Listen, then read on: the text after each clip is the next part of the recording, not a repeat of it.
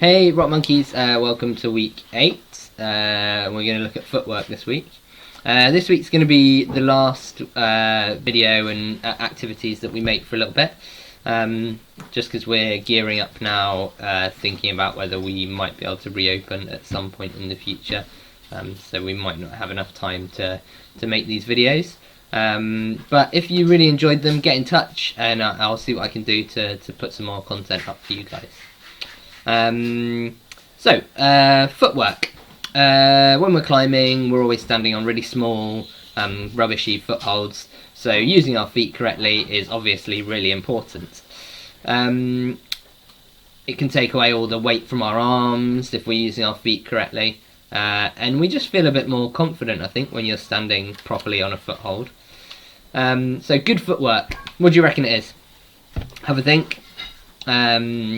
When I did my training to become a climbing instructor a while ago, we were asked to write a concise sentence about what is good footwork. And I think it's quite difficult to sum up, actually, because good footwork encompasses a load of different things. But it's all about accuracy and precision, and using the best part of your foot on the best part of the foothold in the most efficient way possible. So examples that I can think of, like a really good foot swap, where you don't waste any energy or anything like that, or where maybe you think ahead and you've left enough space on the foothold so you don't need to do a kind of intricate foot swap, or maybe when you hit that foothold that's really far away first time and your foot just sticks to it, it gets exactly the right place. Or maybe twisting on your toes and using the edges of your climbing shoes to keep really close to the wall. That's another really good example of good footwork. So once you get confident in your foot placements, you can start trusting your feet and to stand on worse footholds. And in harder climbing, the footholds get worse. Okay, so to make the most out of our climbing shoes, this is my climbing shoe. This is a Scarpa Chimera. It's quite downturned, but it uses loads of sticky rubber on the front here, and on the sides here and here, and on the toe as well, on the heel, to kind of make me stick to the wall better. So the bits of the climbing shoe that I'm going to use when I climb are the toe box here. So the toe box is basically like this area. The inside edge, which is this edge here, and the outside edge, which is this edge here. And also I might be using the heel to heel hook or something along those lines. Now when I'm using the inside edges, I don't want to be stood, say this is the foothold, I'm not stood like this, with my foot completely flat against the wall. I kind of want to hit a 45-degree angle when I'm using my edges. So exactly the same, 45 degrees about. When you're edging. Okay, level 1s and 2s are going to be looking at using your toes properly. Level 3s will be looking at smearing, which is a specific technique that we use when we're standing on bad or kind of flat footholds. And level 4s are going to be looking at using footholds when you're climbing steeper ground. So using our core a little bit and trying to stab out to different holds. Okay, so let's crack on with the first challenge. It's all about understanding the climbing shoe. So I've gone through the different bits of the climbing shoe. So what I want you to do, grab your climbing shoe, or if you don't have one, just grab a pair of trainers or something like that, and mark out with some climbing tape the toe box, inside edge, outside edge, and heel. Have a proper look around and maybe try with a couple of different pairs of shoes, and mark out with a bit of tape or something where those bits of the climbing shoe are. Once you've got your head around where those bits are, put your shoe on, try and find a small edge, like maybe a skirting board or something like that, and place your foot on that edge with the different parts of your climbing shoe or your trainer, and just feel kind of the different bits of how you weight those different parts of the shoe. So feel what it's like on your toes, on the inside edge, the outside edge.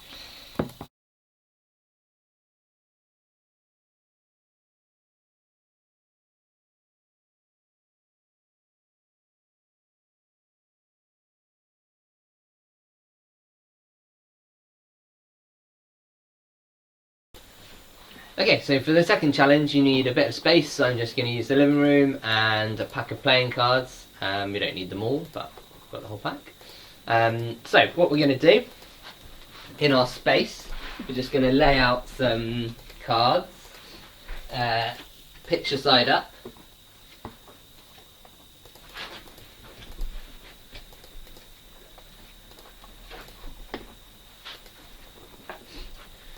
Okay, so there are loads of different variations that we can play around with this, but the first one I'm just going to get from this side of the room to the other side of the room, just standing on the playing cards. I'm going to use all the cards first of all. Okay, so I've laid out my playing cards, and I'm just going to go really quickly, really precisely from one end of the room to the other, just standing on the playing cards.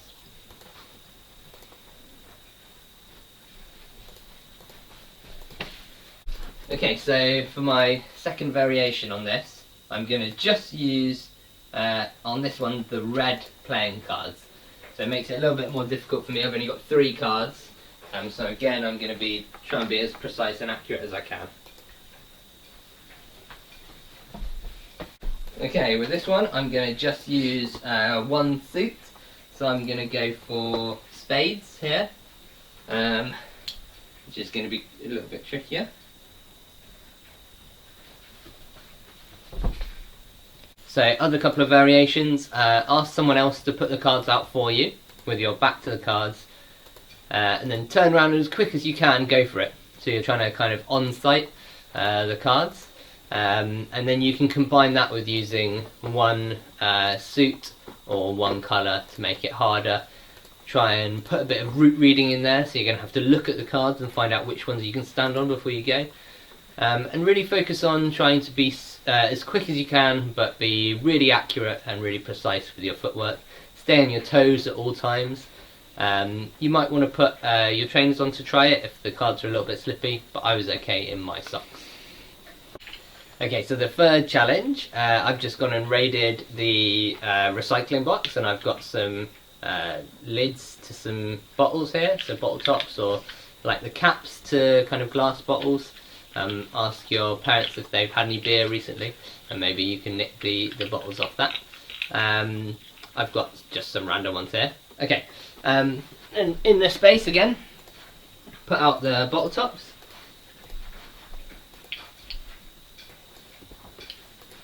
However you want to. And then we're going to do similar thing as with the playing cards, but because the bottle tops are really small, we're not going to do it quickly, but we want to be as precise as we can. So we're going to look at each one of the holes before we put our feet on it, place our foot and then weight it, and then step across, okay? Here we go.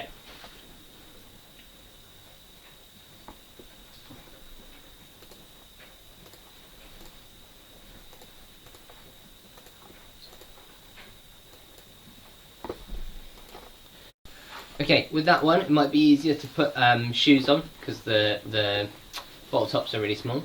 But give it a go and see if you can make it harder. You can throw them out, or you can place them, or you can try and make a route with them. Whatever you do, just remember to be really precise and really accurate. Okay, so level 3's challenge is all about smearing. So smearing is when the foothold isn't very positive, so you can't stand on it properly. Or it's a flat surface like a wall here, then you need to use a technique called smearing. So it's where you push this part of your climbing shoe, so the toe box, onto the hold to get as much rubber as you can. Okay, so what we're going to try and do is push our heels down and push our feet into the hold. So if you've got a sloping hold like this is what you would be doing. Rather than standing on it like this with your heels up, you're going to start to fall. You're going to be standing on it with your heels down and really pushing into your toes, okay? That's called smearing. So the first challenge, we're going to try and stand on the wall, something vertical. But don't worry, I'm not expecting you guys to be Spider-Man. I want you guys to just use one foot. So, find your wall, and then you're going to stand on it. I want you to keep your heels down and then lift them to see when you start to fall. Yeah, and just have a little play about with that. See what happens when you put your feet lower or higher. Yeah, what does it matter? So you can see here I'm trying to keep my feet flat and then bend them. So the difference is this. So I can keep more rubber against the wall as possible. Okay, so the next thing that we're going to look at is not so much a challenge, but an exercise that you can do to try and strengthen your feet in that position with the heels down. It's quite a difficult position to be in, so being able to have strong feet in that position is going to make your footwork a little bit better. So what we're going to do is calf raises, so find a step. So I'm on the side of the stacking here. You can do it on the stairs, and then you can hold on the stairs. It's quite a good thing if you've got a banister. And what you want to do, stand with your toes on the edge so that your heels are off with both feet, and then you're going to drop your heels down and then lift your toes up. Drop your heels down and lift your toes up. And you're just going to repeat that 10 times and then have a little rest, maybe a couple of minutes, and then do another 10 and repeat that 3 times, so you'll be doing 30. Cool. Okay, so we're going to look at some flexibility stuff now for our calves. So it's important that your ankles have a lot of flexibility, especially when you're doing that smearing, to be able to keep your heel down and your toes up. Your leg needs to be straight, so imagine this is my foot. Then I have to have a lot of flexibility here. So we're going to look at flexibility. We're going to start off just by measuring how flexible you are in a certain way, which is quite a nice way of keeping track of your flexibility. It's not actually going to do us anything, but I thought I'd show you guys kind of a measurement that you could take that will show your flexibility. So we've got our flat wall here, we've got a tape measure that I've just laid out here, and all I'm going to do is stand against the tape measure. So we'll start maybe here, I don't know, 6 inches, 15 centimeters, and I'm going to lean forwards until my knee touches the wall. So I can do that, okay, so I'm going to move back to maybe 20 centimeters and see if I can do it. Not quite, so I'm not allowed to take my heel off the ground when I'm doing this, so I move forward, so we're about 18 centimeters. And that's about me. Okay, so I know 18 centimeters is where I'm starting with for this flexibility thing. So if I was to measure each week, I could track my progress of how flexible I'm getting. Next, I'm going to show you 3 different stretches that you can do just to increase your flexibility in this area. Okay, the first stretch is a yoga pose called downward dog that we're going to try and do. So you can start off in a plank position. So you're kind of like this, with your hands up, and then you're going to walk in. So walk your hands back and try and keep your heels on the ground until you can feel that stretch, and then you can push in with your hands and down with your heels. And your body's going to be a V shape. Okay, the next stretch that we're going to look at is a calf stretch. You're going to have to find something that you can lean against, like a wall. I'm going to use the door frame here. Stand facing the wall or the door frame. Use it to support your weight. Take a step back with one leg until you keep your heels on the ground, and then stretch that leg forward. So we're keeping our heel on the ground and just stretching that calf muscle there. And then switch legs.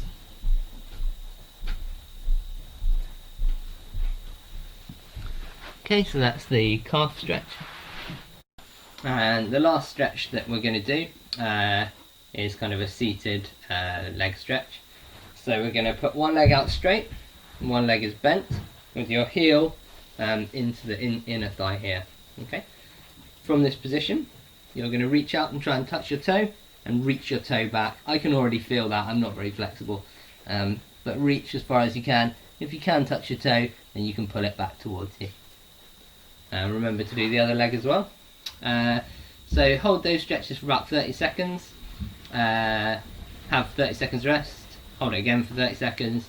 Do each stretch 3 times, have a couple of minutes rest in between each different stretch.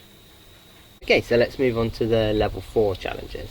So when you're learning footwork, you often are told quiet feet is best, and that's quiet feet because it promotes accuracy and precision.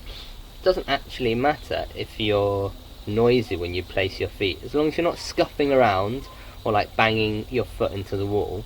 If you're noisy because you're hitting the hold quite hard but sticking on it, that's not necessarily a bad thing, especially when we get to climbing overhanging routes, something where the footholds might be a little bit further apart and you have to maybe swing or lunge or stab your foot towards the foothold.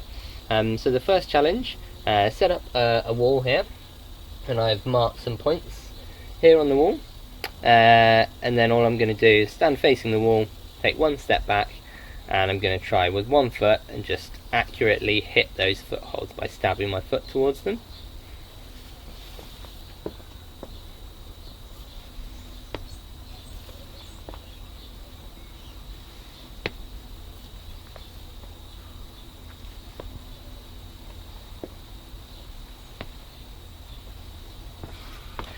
And then make sure you do it with both feet.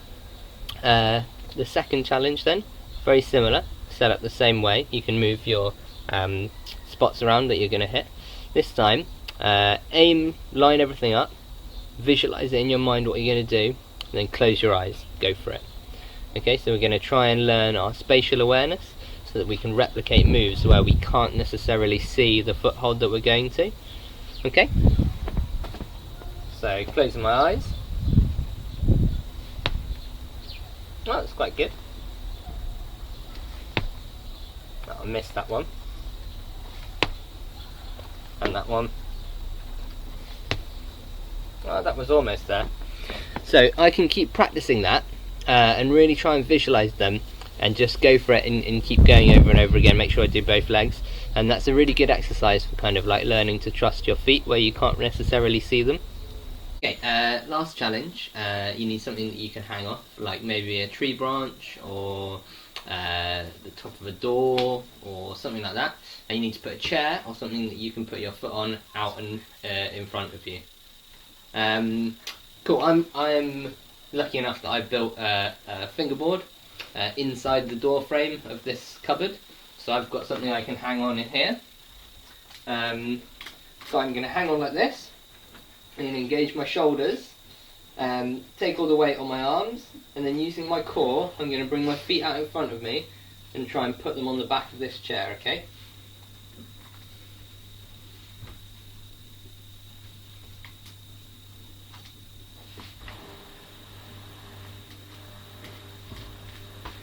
Cool, so you can make that harder and easier by moving the chair further away or lower down or higher up, whatever you want to try. Try doing a load of different ones like that, see if you can do really high ones and stuff, and see how you get on. Okay guys, so that was the last challenge. I hope you guys enjoyed everything. Keep practicing. For this week's exercise challenge, I'm actually going to tell you not to do any exercise. I'm going to tell you to have a rest. So it's really important that we rest when we exercise. So when we're resting, our body kind of repairs all our muscles, makes them really strong. So you need to make sure that you rest for a couple of days in between your exercises. And then if you were doing a kind of exercise plan over a number of weeks, sort of like how we are at the moment, I'd get you to have a rest week. So we're really going to dial back on any of the exercise. So not really anything really too hard. If you want to do something, maybe go for a walk, maybe explore somewhere outdoors if that's allowed with your parents at the moment. Make sure you eat really well, you drink lots of water, and you get a lot of sleep. Okay guys, cheers.